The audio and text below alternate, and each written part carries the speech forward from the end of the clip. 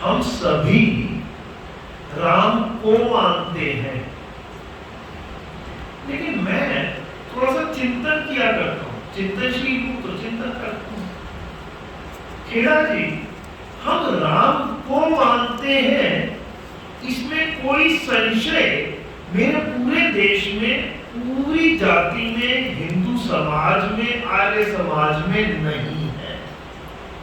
लेकिन आज जो चर्चा करने के लिए मैं आपके बीच में उपस्थित हुआ, एक चिंतन लेकर के कि हम राम को मानते हैं, लेकिन चिंतन करना, क्या हम राम की मानते हैं?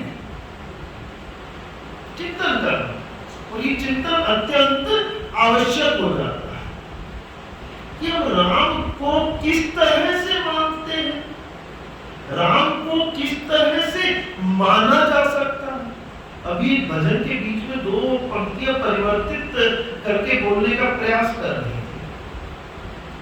सीताराम सीताराम सीताराम कहिए, और क्या बोल देते हैं हम भावातिरेक में, जा विधि राखे राम ता विधि रहिए। ऐसे ही बोल देते हैं कि ऐसे ही बोलते हैं ना। होना क्या चाहिए, सही में है क्या? आज इस पर चिंतन कर रहे हैं। कहीं शास्त्र कहेंगे तो उसमें लिखा हुआ भी मैं दिखा दूं।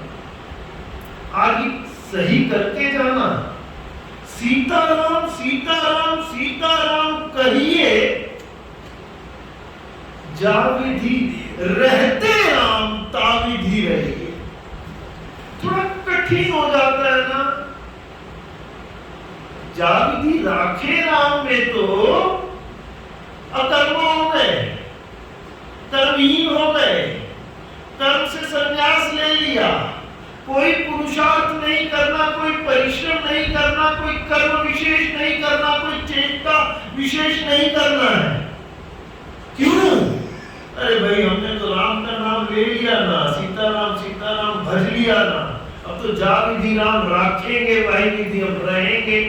छोड़ दिया, कर्म करना ही छोड़ दिया। तो क्या ये कर्म संन्यास ले लेना, कर्म करने का त्याग कर देना, अपने कर्तव्य कर्म का निर्वहन ना करना, ये राम को मानना है क्या? शायद नहीं। आज यही शुद्धि करने के लिए मैं आज उपस्थित हुआ। क्यों? क्यों नहीं? राम को मानना, राम की मानना है। मैं वाल्मीकि रामायण पढ़ूं, मैं तुलसीकृत रामचरित मानस पढ़ूं। वैसे इतिहास के संदर्भ में जब मैं चर्चा करता हूं, तो जो समकालीन होता है वो इतिहास को अच्छे से लिखता है। कैसे? आप कहीं उदाहरण दीजिए। मैं उदाहरण देता हूं। अभी एक फिल्म आई, बड़ी चर्चा का विषय रही। वो फिल्म थी कश्मीर फाइल्स। उस फिल्म की पटकथा का लेखक कभी किसी ने सोचा? फिल्म में आपने देखा 10-12 कहानियां हैं जिनको जोड़ करके वो एक फिल्म बना दी गई और दिखाया गया कि कितना अत्याचार हुआ। मतलब अत्याचार की पराकाष्ठा दिखाई गई, लेकिन उसके सत्य होने और इतिहास में सिद्ध होने के लिए जब हम उसको ध्यान से देखते हैं तो निकल करके एक नाम आता है कि उस समय कश्मीर के राज्यपाल जगमोहन जी ने एक पुस्तक लिखी थी जिसका नाम था कश्मीर दहकते अंगारे, हिंदी में कश्मीर टर्बुलेंस इन फ्रोजन कश्मीर, इंग्लिश। ये दोनों पुस्तकें हिंदी और इंग्लिश अनुवाद। चूंकि वो समकालीन थे, जो उन्होंने एक संवैधानिक पद पर बैठे हुए देखा, महसूस किया, उसे उस पुस्तक में लिख दिया, तो आप एक बात बताएं कि घटना होने के वर्षों के उपरांत यदि कुछ कहा जाए तो वो सत्य होगा या उस समय समकालीन लिखा हुआ सत्य के अधिक निकट होगा। मैं कश्मीर की चर्चा नहीं करने वाला, मैं रामनवमी की चर्चा। और रामनवमी की चर्चा करते समय यदि मर्यादा पुरुषोत्तम श्री राम पर कोई प्रामाणिक ग्रंथ हम मानते हैं तो वह दो ग्रंथ मानते हैं। प्रथम वाल्मीकि ऋषि रचित वाल्मीकि रामायण जो समकालीन है, और द्वितीय उसे पढ़कर अनुसंधान करते हुए, रिसर्च करते हुए, भावातिरेक में, भक्ति भाव में डूब करके तुलसीदास ने जो रामचरितमानस लिखी, इन दोनों को आप देख लेंगे। फिर मर्यादा पुरुषोत्तम श्री राम के जीवन की मर्यादाओं को जान मानकर अपने जीवन में जब धारण करेंगे तभी आप कह पाएंगे कि मैं राम को मानता हूं क्योंकि मैं राम की मानता हूं। तभी आप कह पाएंगे सीताराम सीताराम सीताराम कहिए, जा विधि रहते राम ता विधि रहिए। ठीक है? क्यों है? राखे में मैंने बताया कि आप कर्महीन हो गए, और वेद क्या कहते हैं कर्महीन हो जाने के बारे में? वेद कहते हैं अकर्मा दस्यु। जो कर्महीन हो जाता है, कर्म से संन्यास ले लेता है, अपने कर्तव्य कर्म का निर्वहन करने से इनकार कर देता है, वह धर्म का पालन नहीं करता है। क्योंकि धर्म की परिभाषा में क्या आता है? दो परिभाषाएं बता देता हूं, सिद्ध हो जाएगा। अपने प्रत्येक कर्तव्य कर्म का निर्वहन करना हमारा धर्म कहलाता है, प्रथम परिभाषा। और कर्तव्य कर्म क्या है ये मुझे कैसे ज्ञात हो? तो इसके लिए दूसरी परिभाषा देता हूं। ईश्वर की प्रत्येक आज्ञा का यथावत पालन करना हमारा धर्म कहलाता है। और यदि हम अपने धर्म का पालन नहीं करते तो क्या होता है? अब स्पष्ट करता हूं। धर्मो रक्षति रक्षितः, धर्म एव हतो हन्ति। यदि मैं अपने धर्म की रक्षा करता हूं तो मेरे द्वारा रक्षित धर्म मेरी रक्षा करता है।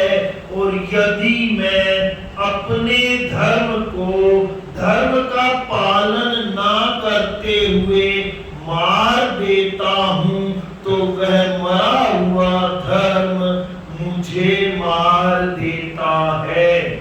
कैसे? मरा हुआ धर्म, धर्म मर चुका, मरी हुई कोई चीज मुझे कैसे मारेगी? थोड़ा स्पष्ट कर देता हूं। अभी यज्ञ करवाया आचार्य जी ने, अग्नि पूजा हुई, अग्नि में हमने आहुति दी, यज्ञ भगवान के समक्ष वेद मंत्र बोलते हुए आहुतियां प्रदान की।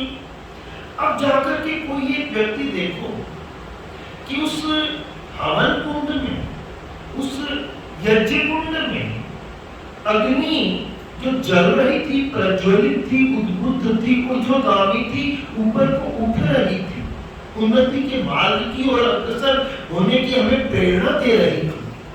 अभी जाकर के देख सकते हैं कि वह अग्नि बुझ चुकी है और राख में परिवर्तित हो चुकी है। क्या निकलता है इससे? अग्नि का धर्म है उष्णता, अग्नि का धर्म है जला देना, अग्नि देवताओं का मुख है। अग्नि में हम जो डालते हैं वो उसे हजारों गुना करते हुए सभी देवताओं को उसका उसका भाग विभक्त करते हुए बराबर बराबर दे दिया करती है। लेकिन जैसे ही अग्नि में से अग्नि तत्व अर्थात उसका धर्म उष्णता निकला, जलाने की शक्ति निकल गई, तो वह मर करके राख में परिवर्तित हो गई। ठीक इसी प्रकार यदि हम मनुष्य के रूप में अपने मनुष्य के जीवन से अपने धर्म मनुष्यता को घटा देंगे तो क्या होगा? मैंने अपने धर्म मनुष्यता को मार दिया, मेरे मरे हुए धर्म मनुष्यता ने मुझे मार करके क्या बना दिया? मनुष्य रूपेण मृगाश्चरन्ति, मैं तो इस धरती पर भार बन करके मनुष्य सरीखा दिखाई तो दे रहा हूँ, लेकिन मैं पशु बन करके भार बन करके इस धरती पर विचर रहा हूँ। ठीक है क्यों? ऐसा ही है। अब धर्म को तो नहीं मारेंगे। एक और बता देता हूं कि धर्म को क्यों नहीं मारेंगे।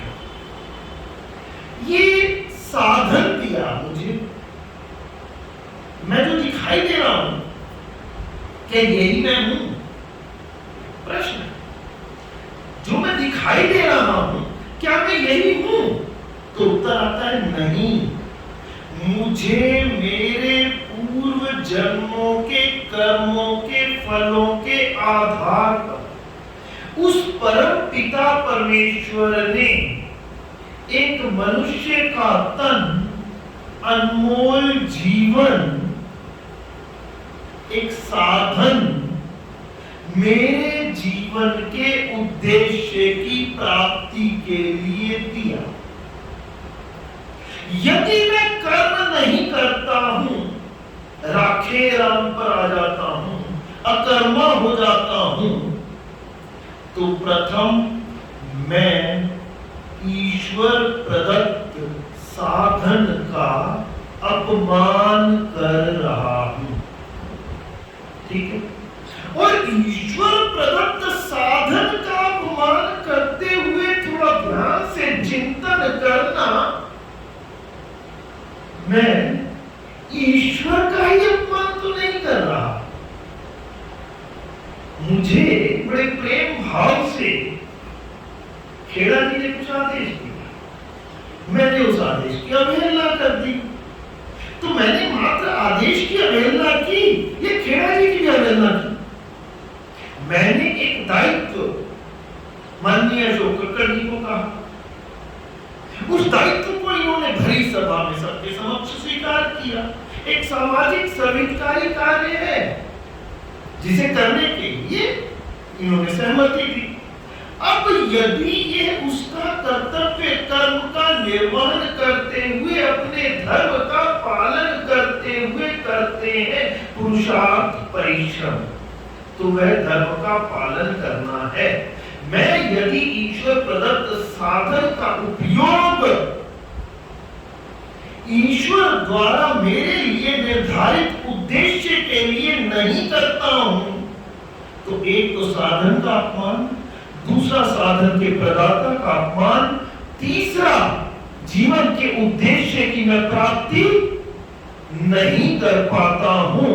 इसीलिए यदि सही मायनों में राम नवमी हम मनाना चाहते हैं, तो आज अधिक नहीं कहूंगा, एक संकल्प दिलवा करके जाऊंगा कि राम को मानो, राम को इस तरह से मानो कि राम की मानो। कैसे? एक दो छोटी छोटी चर्चाएं कर लेते हैं। और चूंकि आज सबसे अधिक आवश्यकता जिस बात की चर्चा की है वह राष्ट्रवाद की है। मुझे जब रास्ते में था तो मैं चर्चा कर लिया करता हूँ, नरेंद्र जी पूछ लेता हूँ कि क्या बोलूं, तो एक प्रेरणा सी मिल जाती है, कहने लगी नहीं, राम आदर्श पिता भी हैं, पति भी हैं, भाई भी हैं, राम की जीवनी में से इनकी चर्चाएं करके कह देना। मुझे लगा ये तो सामान्य चर्चाएं हो जाएंगी, कुछ स्वार्थ सा हो जाएगा, मेरा स्वयं का, परिवार का, या थोड़ा सा बढ़कर के समाज का। लेकिन मुझे लगता है कि आज व्यक्तिगत से ऊपर उठूं तो परिवार, जिसमें आदर्श पिता की छवि भी आती है, आदर्श पति की छवि भी आती है, आदर्श भ्राता की छवि भी आती है। लेकिन इससे थोड़ा सा ऊपर उठूं तो एक आदर्श राजा की छवि के लिए मैं यदि राष्ट्रवाद की चर्चा ना करूं तो मुझे लगता है कि मैं बात को केवल परिवार तक सीमित रखते हुए रामनवमी के जो व्यापक उद्देश्य को छोटा कर दूंगा। इसलिए इच्छा है कि मैं राष्ट्रवाद पर 2-4 मिनट आपको बात बतला दूं। हम सभी एक इच्छा रखते हैं, राम राज्य की स्थापना हो जाए। राम राज्य की स्थापना मेरे राष्ट्र की एक परिकल्पना है। अखंड भारत का सार्वभौमिक सार्वकालिक एक साम्राज्य, जिसका नक्शा आपने देखा होगा कि भारत माता खड़ी है और पीछे बहुत बृहद भारत का नक्शा लगा है। वो भौगोलिक सीमाएं मैंने कब ली,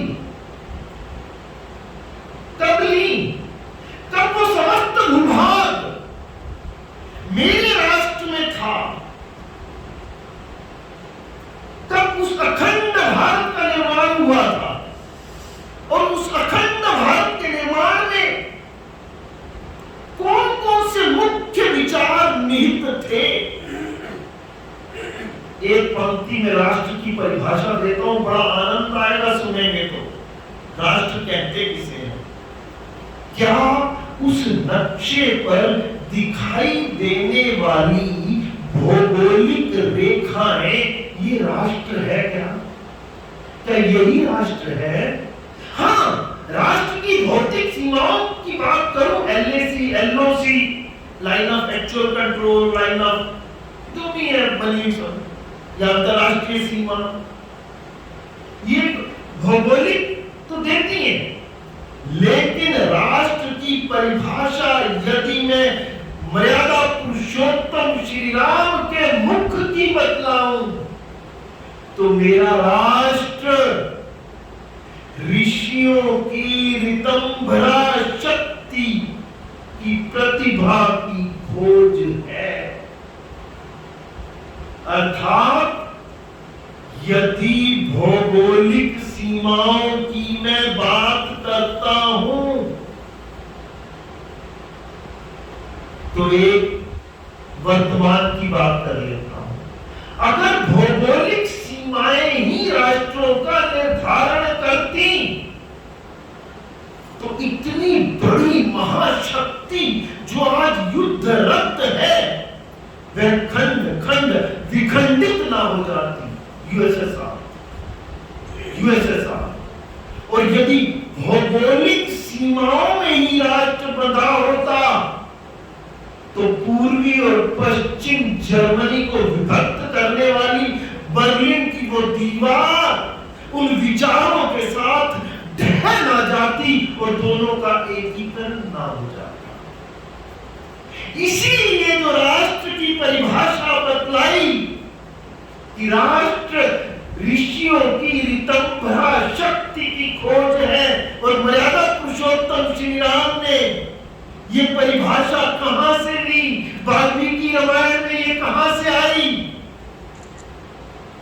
अथर्ववेद का एक पूरा का पूरा सूक्त है जिसे हम वेदों के राष्ट्र गीत कहते हैं। पृथ्वी सूक्त, भूमि सूक्त, राष्ट्र सूक्त के नाम से सुविख्यात वह सूक्त है। उसको देख लेना, पढ़ लेना। मेरा एक कार्यक्रम चला श्रद्धा चैनल पर वेदवाणी के नाम से, और उसमें आजादी का अमृत महोत्सव की 76 वर्ष पर कई सीरीज सीरीज लगातार चली, 244 कुल एपिसोड आए, उसमें से कुछ देख लेना, आपको राष्ट्र के संदर्भ में सारी भ्रांतियां समाप्त हो जाएंगी। अब मैं वापिस आ जाता हूँ और फिर वाणी को विराम दे देता हूँ। यदि हम राम राज्य की परिकल्पना को रामनवमी के दिन सार्थक करना चाहते हैं तो बस एक संकल्प ले लेना। उस संकल्प के बिना राम राज्य की स्थापना नहीं हो पाएगी। और वो संकल्प क्या है कि हम सभी मिलकर, ध्यान से सुनना है 2-3 वाक्यों, हम सभी मिलकर अपने अपने राम मंदिर का निर्माण करेंगे। कैसे? एक राम मंदिर का भव्य निर्माण इतिहास के कलंक को धोने के लिए अयोध्या में हो रहा है, लेकिन उस राम मंदिर के निर्माण में यदि हम सहयोगी होना चाहते हैं तो हम सभी को अपने अपने राम मंदिर का निर्माण करना होगा। कैसे करना होगा वो बतला करके वाणी को विराम देता हूं। राम की मर्यादाओं को वाल्मीकि रामायण या रामचरितमानस पढ़ते हुए उन मर्यादाओं को अपने जीवन में धारण करते हुए अपने जीवन को जिस विधि रहते रामता विधि रहिए पर चलते हुए यदि हम अष्टचक्रा, ध्यान से सुनना इसको, अष्टचक्रा नव द्वारा मम शरीर पुर अयोध्या, मेरा ये शरीर ही 8 चक्रों और 9 द्वारों वाली अयोध्या नगरी है।